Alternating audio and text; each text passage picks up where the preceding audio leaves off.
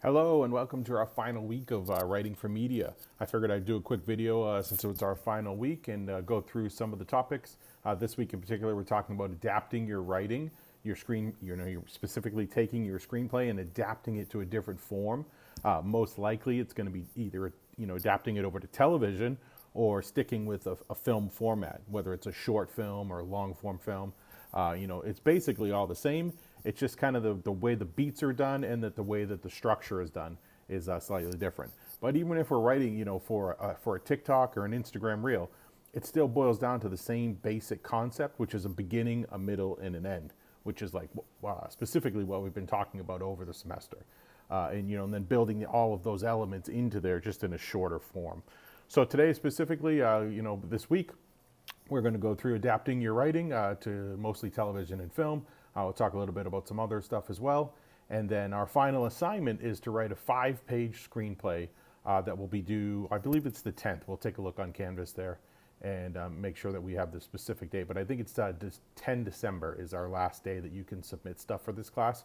And so as long as you get it in by midnight, I'll be able to grade it in time to get it submitted for all the finals. And that will be considered as our final for this course. It's not a test or anything like that.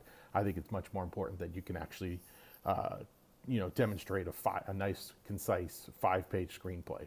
And you can find the specifics for all of the constraints and what's going to be required of it in Canvas. So for today, as we're going through, I basically figured I would walk through some of these slides and just give you a little bit more detail as you're reading through them. And this will cover both this week and next week, and then you will only have the actual 5-page screenplay due. So you have plenty of time to get that done, or adapt something that you already have written, or continue something that you've been doing over the semester. If you've liked one of the stories that you've already submitted and you got a good grade on it, you're happy with it, I gave you some feedback to keep working on it.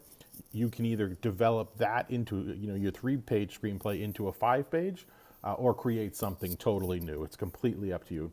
And feel free to ask me any questions via email if you have any.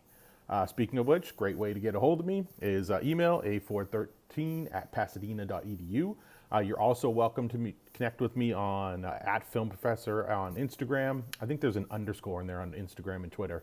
On TikTok, it is just Film Professor, no spaces. And then I build screeners on Letterboxd. I love Letterboxd, so I build screening lists there, and I believe I have one for this class. I'm almost positive. But even if I don't, there's plenty of other lists from my other courses on there that you're more than welcome to look at. People are always asking me for good reference movies, like the ones that we screened during the semester.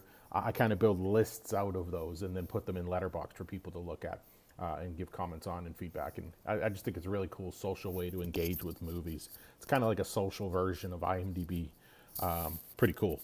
So you can check, I'm Film Professor on there as well. And most of the links should all be on this page that I've been including all semester. So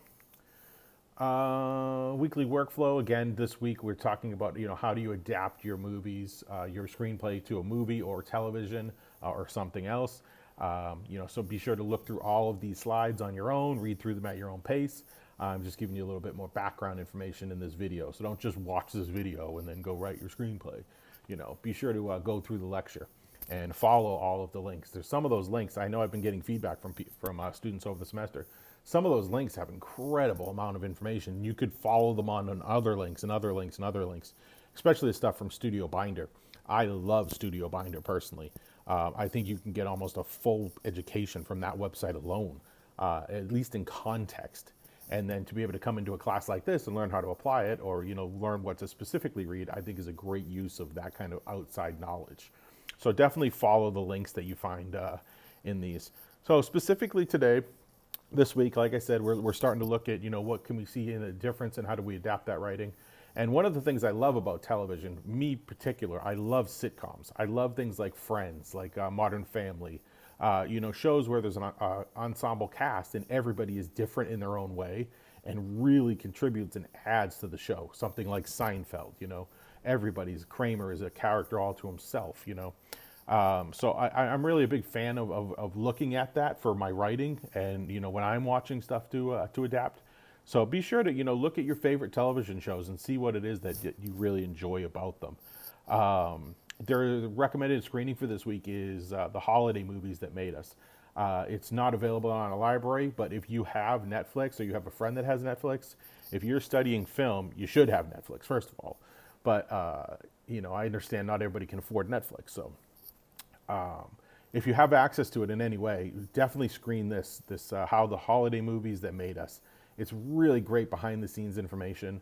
And then if you have the ability, again, check out The Movies That Made Us is another Netflix title that's connected to that. They have all kinds of great movies from the 80s and 90s, behind the scenes information, how they got made, how they almost didn't get made. It's really astonishing to me that movies like Dirty Dancing, that is like a core quintessential movie from my growing up years. I literally watched it with every one of my girlfriends 100 times over. And to see that actually wasn't almost made is fascinating to me because it's such a blockbuster and such a, like I said, an iconic movie to so many people. So there's really great information behind those. And again, I think it's an excellent way to look at something that's adapted to television because these are all movies, but we're watching them on Netflix, which is a streaming service. They kind of are like television shows, but they're not exactly. They're just more like long format, television, which is kind of interesting. And then they have whole seasons. I think there's 3 seasons of The Movies That Made Us. So it's a really interesting, really good study about, just looking how something like movies was adapted to a television show about movies. It's really like a total like 40,000 foot, big picture in the looking glass, art replicating life, replicating art, replicating life situation with those narrative holiday movies that made us and just the movies that made us. So if you can, I definitely recommend taking a look at those. And then I'll jump over to Canvas at the end of this video just real quick, and we'll cover the screenplay. But again, it should be in proper it should be in big picture, it should be in proper format, it should have nice solid structure like we've been talking about, and 5 pages, no more, no less. That is a constraint. I'm trying to see that you can write a beginning, a middle, and an end with good character development in 5 pages. In my day growing up, it was 25 pages that you wrote, the basic first 25 pages of screenplay. That's what most people read. Nowadays, I don't even think it's a page. Maybe you'll get an assistant that's reading 5 pages or something if it's really good. So you should be able to have that story set up in like 5 pages.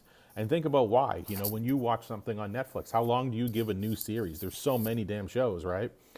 You can easily just move on to the next one. Why are you going to waste, even 10 minutes on a TV show that you're like, this isn't kind of my thing, And then you give 10 minutes to something like, Bridgerton or a show that you're just blown away by and you're totally in on it. So you're going to keep watching more into that. So those first 5 pages are really critical these days, to really grab your audience. Think about what TV is, in modern times. Is TV, it's obviously still network television. That's still clearly a thing. But, TV, quote unquote, is, Netflix, it's Hulu, it's HBO. It's all of these streaming services that are coming up with their own versions of entertainment that are, really either replicating or replacing traditional television. This includes TikTok and YouTube and Instagram, all these sources of places where we watch entertaining video content that we wouldn't have before. Places that are, competing for our eyeball attention in ways that just were unheard of even a decade ago.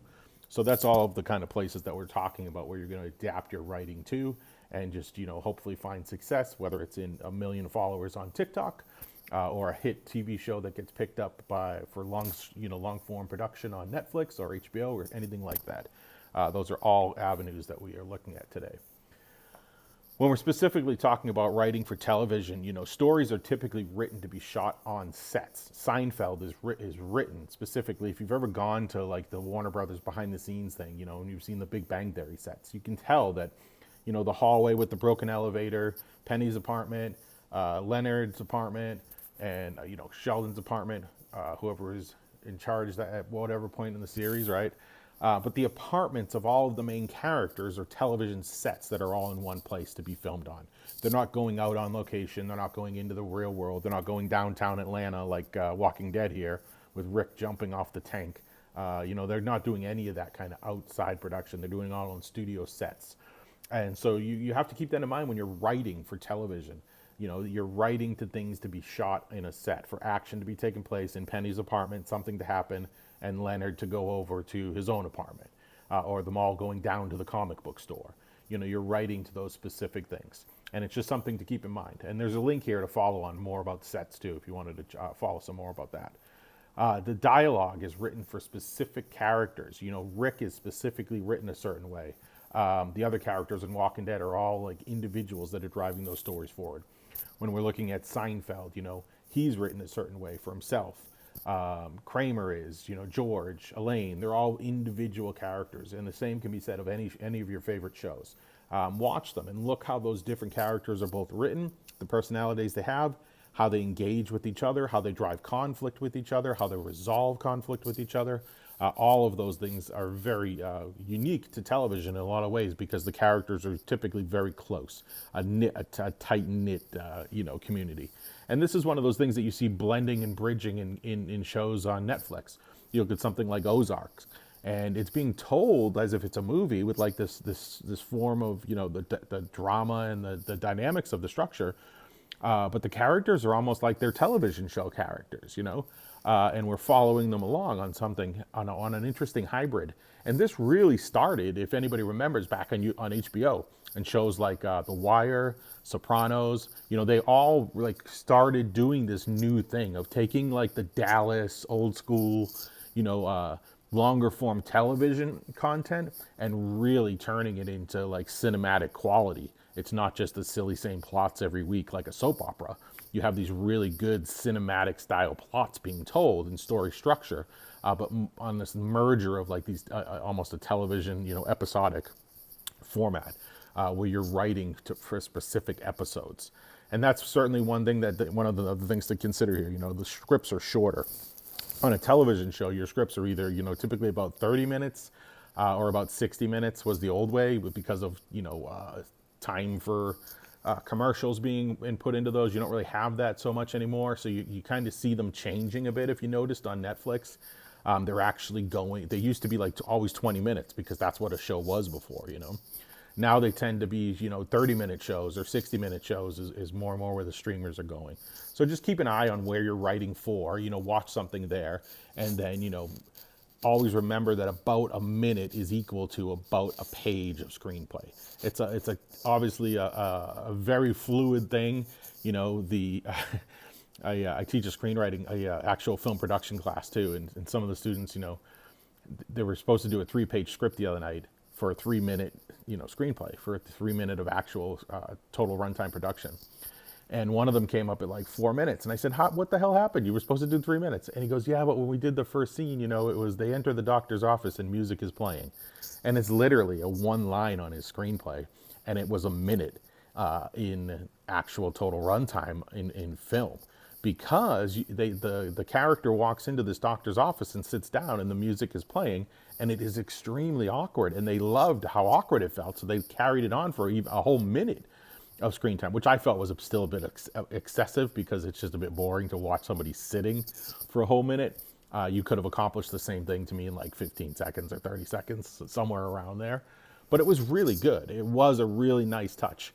And I did agree with the fact of letting it go a lot longer than, just a couple seconds of sitting in a doctor's office, because it really created this sense of tension and awkwardness that when the character actually engaged with the doctor, who looks up from the paper after a minute of just, reading a paper in front of the character. It really is a nice setup. So that's always something to think about. You just want, when you're looking at your script, remember about a minute equals about a page, depending on what's actually happening. But overall, that's what you can expect. So if you see a show that goes on for about, you watch something you really like on Netflix and it goes on for about 30 minutes, just remember you're going to need about 30 pages of actual screenplay. With television, there's 5 acts instead of 3 acts. And again, that boiled down to the way that the commercials used to be structured on television. It's not really like that anymore with streaming.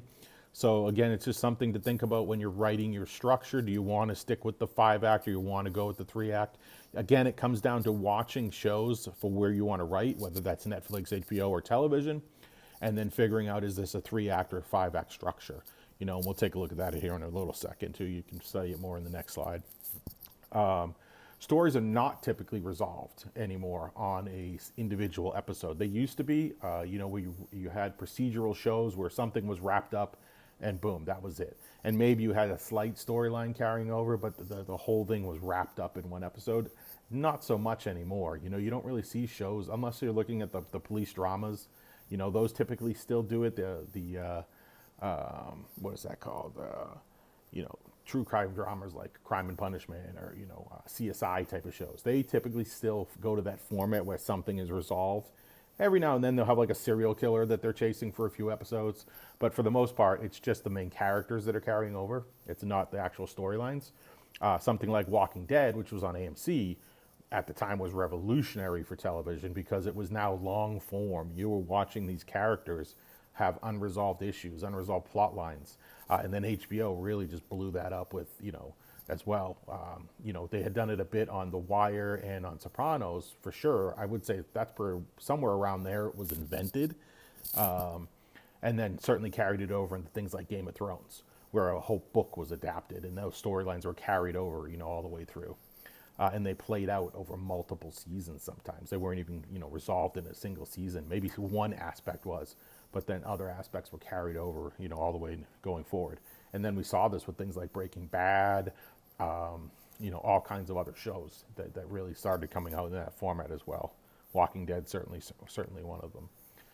Here's a illustration of what I'm talking about when I say a 5-act structure versus a 3-act structure. You can see clearly that it's the same basic actions, of a play, happening where you have, different beginning, middle, and end. You have the blue, the red, and the green here. That's still the beginning and the middle. It's still,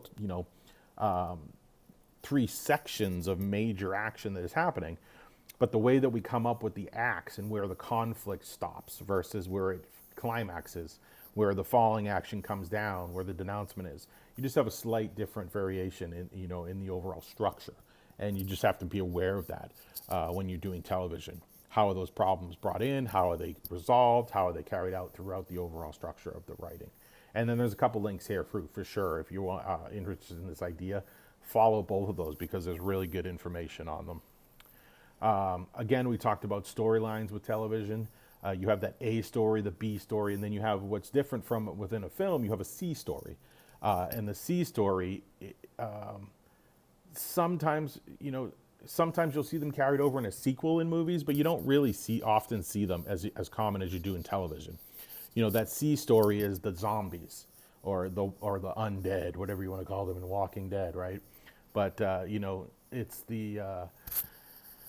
the element of the show that carries over in from season to season, from episode. The main storyline of the core of the show will get wrapped up in a film, but you don't, and you might wrap up some of those elements in a TV show, but you don't wrap up the entire thing, is the way to think about that.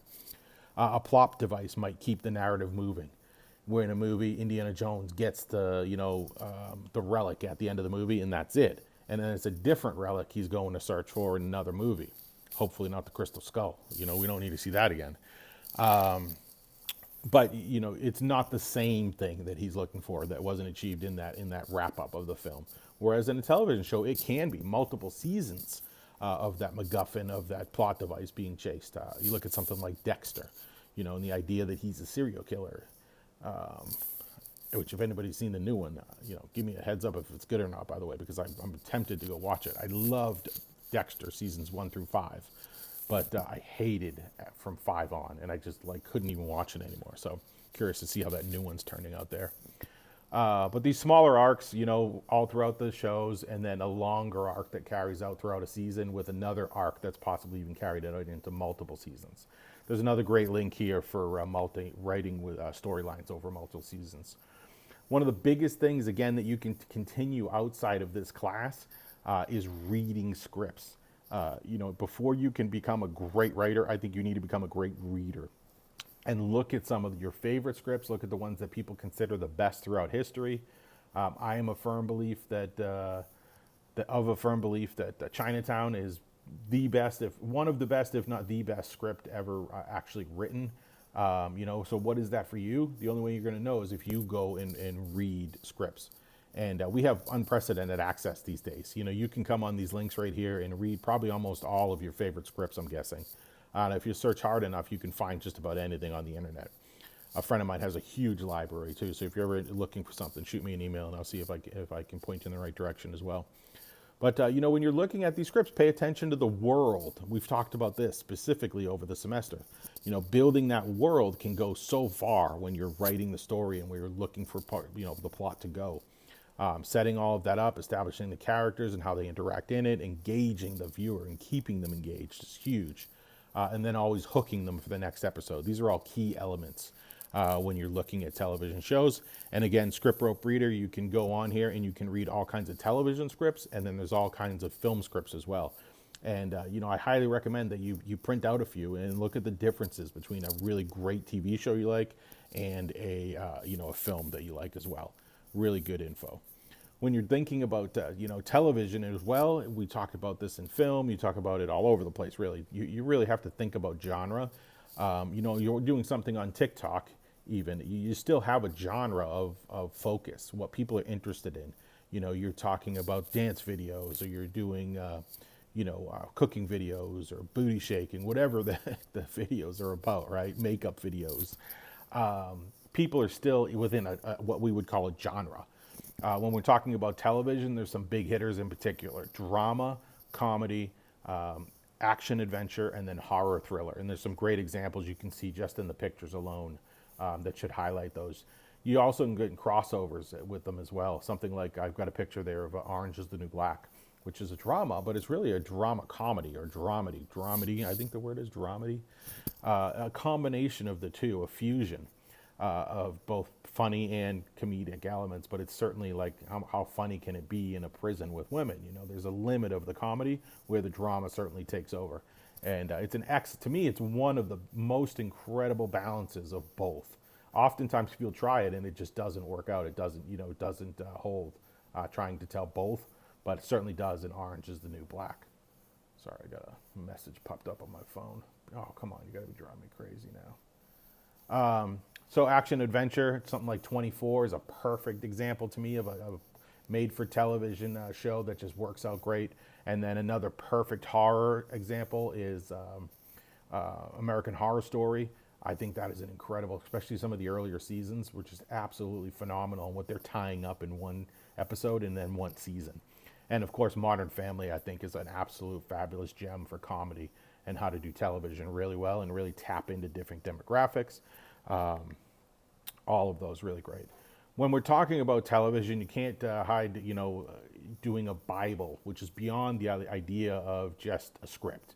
A script is great, a treatment is great, but when you're doing a television show, you really want a Bible that goes through with a one-page pitch sheet, character descriptions, episode plan, overview of the world. You're kind of building, literally, it's called a Bible because you think of a Bible and it's a structured book that contains all kinds of different elements. And this video from Studio Binder, again, one of my favorites. Studio Binder video is incredible for how to make a actual TV show Bible. And then there's a link here that includes a template for you to be able to just like pull it up in Google Sheets and make your own. Just adapt it, change the information to be your own. Really great. And then we did some pitching too. I don't think I put it in these slides, but we did one a few weeks ago about the Netflix pitching guide that I got from a friend of mine as well. Go back and look at that too and build those elements into your pitch deck or your Bible, depending whether you're doing television or film. Again, you can watch this video. I highly recommend it. I'm trying to skip through it here, but you can watch it and it's really good. Doing a TV show pilot specifically. Now we're talking about going beyond the Bible and actually, what's needed for a pilot. Sketching the script out and then actually filming a pilot of the first episode that's kind of going to set it all up. This one here, again, Studio Binder. It's from Breaking Bad. There's 2 videos here. I absolutely recommend watching both of them if you're interested in television and setting up a pilot episode of what goes into a television show. It's going to take me a little bit as I got to click through there because I've got both of the videos. Again, the screener is the holiday movies that made us. I know some people don't have access to Netflix. If you don't, see if you can find it with a friend. But this is a really great screener, I think. when we're looking at, something that's been the idea of movies. They were out there into the world, and now somebody's adapted them into television shows by narrative description of what actually went on behind the scenes. So to me, one, learning all the behind the scenes stuff is absolutely fabulous, but then take a step back and look at what's actually happening, with bringing this older media to newer audiences that might then want to go back and watch the movie through this adaptation of films into an episodic television show that's about the films. Really think about everything that's happening on the bigger picture there. And again, it's a absolute great screener. There's some articles here. You can go and watch a video, articles about creating a world that feels true to your audience. Really great. I highly recommend that content. And then a brief summary here at the end. Just remember to go through this whole lecture. Don't just watch this and think that, oh, it's good enough. Actually go through and follow all the links in particular. Any of the suggested readings that you might not have gotten to it over the semester, definitely go back and take a look at those. And then the final that's going to be due for the course is a 5-page screenplay. And let me see, I'll jump over onto Canvas and show you that. Just again, this is the actual final last class for this lecture and this video, and then turning in the screenplay next week is going to count as your final, and that will conclude it. And I highly recommend that you stay, you keep writing. Everybody in here has been doing a great job, for real. Like, totally keep writing, keep developing your stories, and just keep moving forward. That's all. I like to say that it's the whole process of writing and movie making, filmmaking is all about perseverance of attrition.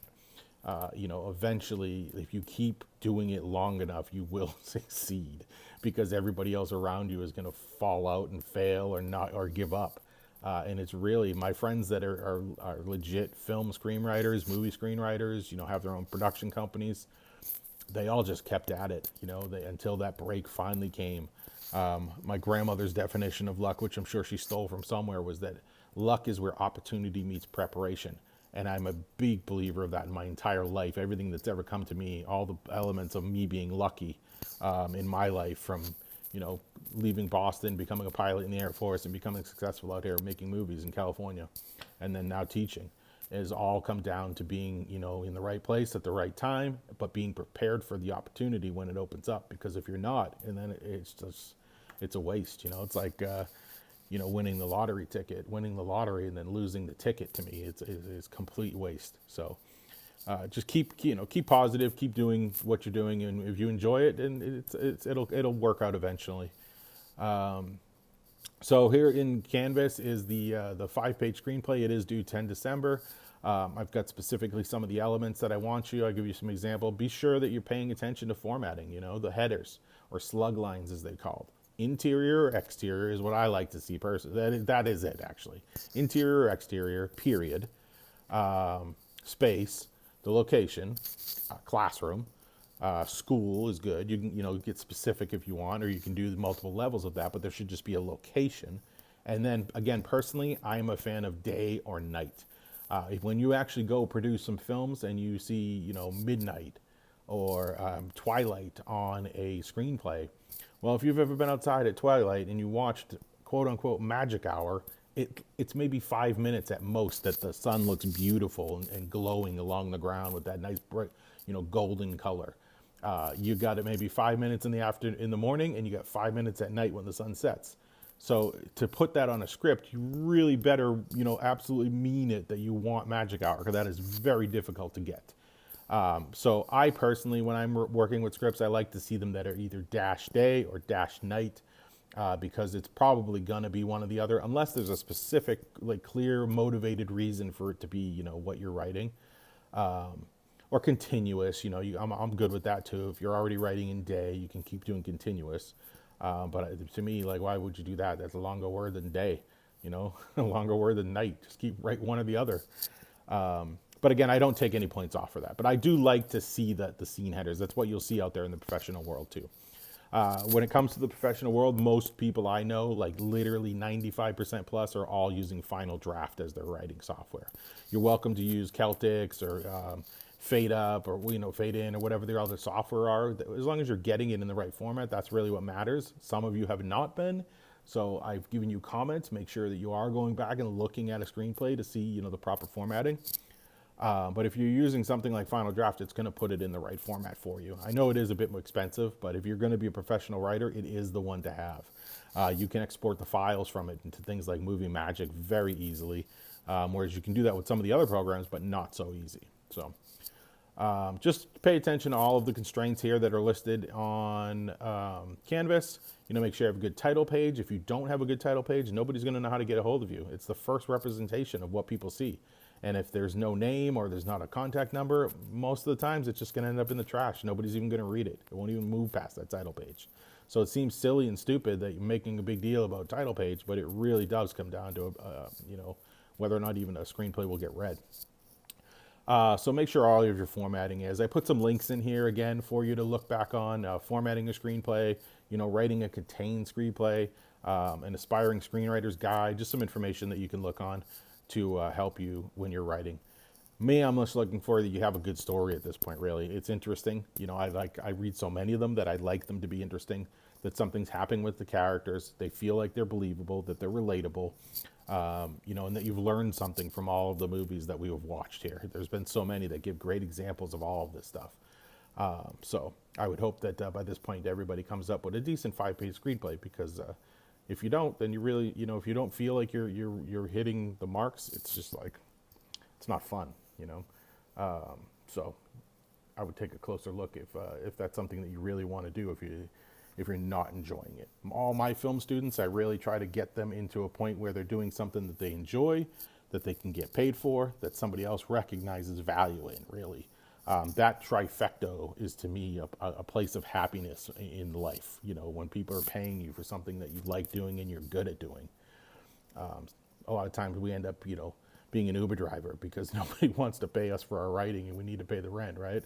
But ultimately finding a way out of that and getting paid for what you love to do or what you're really good at is the ultimate goal to me. And I do wish that for all of you, because again, the screenplays I've read over the semester are really good. And I do recommend, you keep writing, keep taking courses, keep honing your craft.